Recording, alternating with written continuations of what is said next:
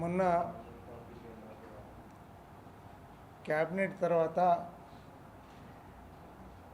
ఉత్తమ్ కుమార్ రెడ్డి కానీ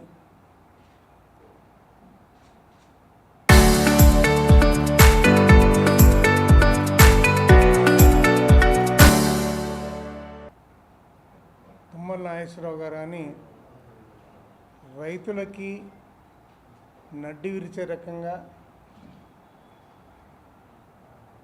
ఐదర్యాన్ని నింపే రకంగా వారు మాట్లాడి ఈరోజు రైతులకి ద్రోహం చేసే మాటలు వాళ్ళు మాట్లాడిన తీరు తీవ్రంగా మేము ఖండిస్తూ ఉన్నాం.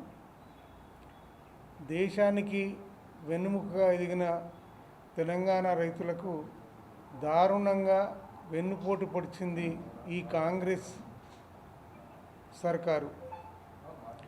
అన్నపూర్ణగా ఎదిగిన రాష్ట్రంలో అన్నదాతలను అనాథలుగా మార్చి దుర్మార్గానికి తెరలేపుతున్నటువంటి కాంగ్రెస్ సర్కారు మరి గతంలో 10 సంవత్సరాల్లో తెలంగాణ రాష్ట్రం ఏర్పడినాక ఒక సువర్ణాధ్యాయంగా మిగిలింది. తెలంగాణ తొలి ముఖ్యమంత్రి ఒక రైతు బాంధవుడిగా, రైతు కష్టాలు మొత్తం తెలిసినవాడిగా ఈ రాష్ట్రంలో అన్నదాతలకి ఎటువంటి ఇబ్బంది రావద్దు, వాళ్ళు క్షేమంగా సుభిక్షంగా ఉండాలని ఎన్నో సంక్షేమాలు ఈ రాష్ట్రంలో దేశానికే ఒక అగ్రగామిగా నిలిపి రైతులకి రైతు బీమా కానీ రైతు బంధు కానీ ఈరోజు రుణమాఫీ విషయంలో కానీ ఎన్నో సంక్షేమం పథకాలు చేపట్టి ఈ రాష్ట్రం కాదు దేశానికే ఆదర్శంగా ప్రపంచ స్థాయిలో ఎవరు చేయనటువంటి పథకాలు అమలు చేసి ఈరోజు ఈ రాష్ట్రంలో 10 సంవత్సరాలు ఒక స్వర్ణయుగంలాగా మరి మనం చూసినాం.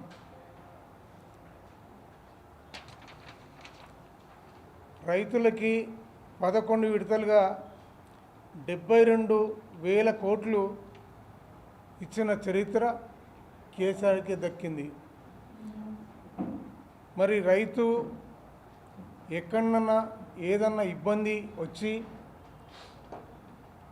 ఏదో కారణం చేత చనిపోయినా రైతులకి రైతు బీమా ఇచ్చిన ఘనత కూడా ఈ దేశంలో ఎక్కడ అమలు చేయనటువంటి పథకం. ఒక దినవారం కాకముందే 5 లక్షల రూపాయలు వాళ్ళ ఖాతాల్లో పట్టేటువంటి విషయం మనం చూసినాం. అదే కాకుండా 72,000 కోట్లు కాకుండా రైతు రుణమాఫీ కింద 29,000 కోట్లు, రైతు బీమా కింద 6,800 కోట్లు అందించినటువంటి ఘన చరిత్ర తెలంగాణ తొలి ముఖ్యమంత్రికి దక్కింది. ఆ రకంగా చెప్పుకుంటూ పోతే మరి రైతులకి ఆ కాలం స్వర్ణయుగమే. ఈరోజు కాళేశ్వరం ద్వారా అదే రకంగా ఈ మహబూబ్నగర్ జిల్లాలో ఎక్కడ రైతులకి ఇబ్బంది కలగకుండా ఆనాడు బతుకుదెరువు కోసం బొంబాయి, దుబాయ్ వెళ్ళేటటువంటి పరిస్థితి, ఆ పరిస్థితి పోయి సుభిక్షంగా ఉండే పరిస్థితి కల్పించినటువంటి చరిత్ర మరి కేసీఆర్కే దక్కింది.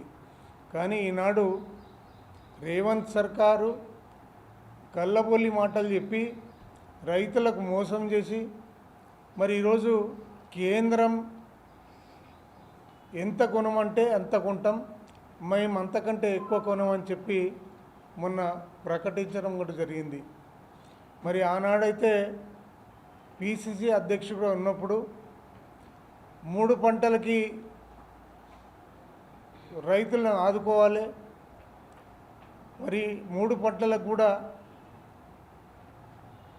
రైతు భరోసా కల్పించాలి అని చెప్పి మరి రాహుల్ గాంధీని వరంగల్ డిక్లరేషన్లో మరి లేనిపోని హెచ్చిపచ్చి అన్నీ కూడా మరి రైతులకు చెప్పి నమ్మబలికిచ్చి మోసం చేసినటువంటి రేవంత్ సర్కారు మరి రైతులను ఏ రకంగా కూడా ఆదుకునే పరిస్థితి లేదు. మరి ఖచ్చితంగా మేము 70,000 రైతుల పక్షాన, అదే రకంగా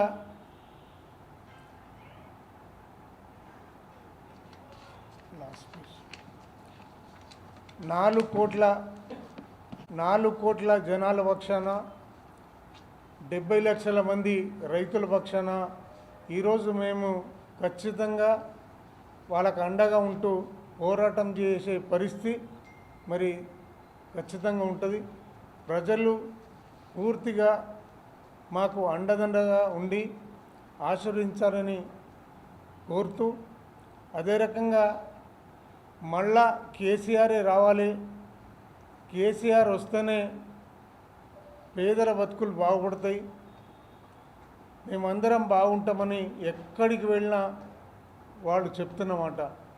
ఈరోజు కరెంటు కూడా ఇక్కడ దేశంలో ఏ రైతుకు ఇవ్వనటువంటి పరిస్థితి ఈ రాష్ట్రం ఏర్పడిన తర్వాత ఒక అకుంఠిత దీక్షతో కేసీఆర్ గారు 24 గంటల కరెంటు కూడా ఇచ్చిన చరిత్ర ఇంకెవ్వరికీ లేదు. ఈరోజు రైతులకి అన్ని వర్గాలకు కూడా కళ్ళబొల్లి మాటలు చెప్పి అధికారంలోకి వచ్చిన తర్వాత ఈరోజు కేంద్రానికి ఎట్లా డబ్బులు పంపించాలనే ఆలోచన తప్పించి మరి ఈరోజు అందరినీ మోసం చేస్తూ ఈరోజు నోరు పెట్టుకుంటున్న పరిస్థితి. మరి ఖచ్చితంగా ప్రజలు బుద్ధి చెప్తారు, గద్దె దించుతారు. అంతవరకు మా పోరాటం చేస్తూనే ఉంటామని ఈ సందర్భంగా మీ అందరికీ కూడా మీ ద్వారా ప్రజలకందరికీ విన్నవించుకుంటున్నాం.